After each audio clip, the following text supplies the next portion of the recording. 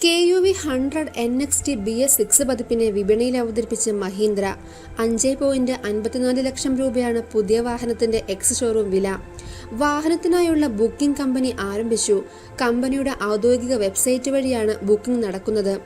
5000 രൂപയാണ് ബുക്കിംഗ് തുകയായി സ്വീകരിക്കുന്നത്. ലോക്ക്ഡൌൺ പിൻവലിച്ച ശേഷം വാഹനത്തിന്റെ ഡെലിവറി ആരംഭിക്കുമെന്ന് കമ്പനി അറിയിച്ചു.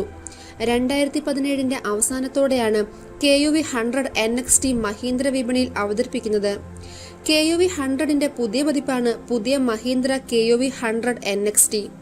റിപ്പോർട്ട് അനുസരിച്ച് K2, K4, K6, K8 എന്നിങ്ങനെ 4 വകഭേദങ്ങളിലാണ് വാഹനം വിപണിയിൽ എത്തുന്നത്.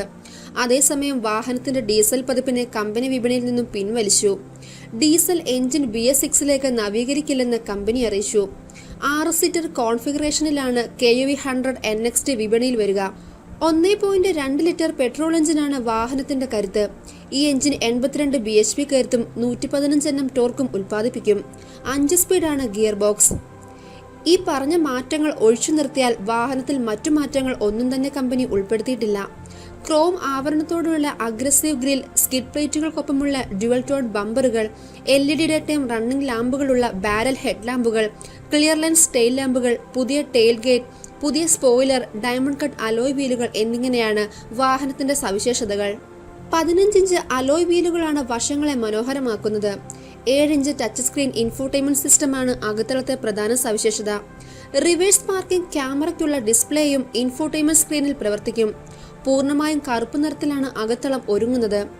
പിയാനോ ബ്ലാക്ക് ഡാഷ്ബോർഡ്, പുതിയ ഫാബ്രിക് സീറ്റ് കവറുകൾ, keyless entry, steering mounted control എന്നിവയും അകത്തളത്തെ വിശേഷങ്ങളാണ്. ഡ്യുവൽ എയർ ബാഗുകൾ, EBDക്കൊപ്പമുള്ള ABS, റിവേഴ്സ് പാർക്കിംഗ് സെൻസറുകൾ, വേഗ മുന്നറിയിപ്പ്, സീറ്റ് ബെൽറ്റ് റിമൈൻഡർ തുടങ്ങിയ ഫീച്ചറുകളും സുരക്ഷയ്ക്കായി നൽകിയിട്ടുണ്ട്.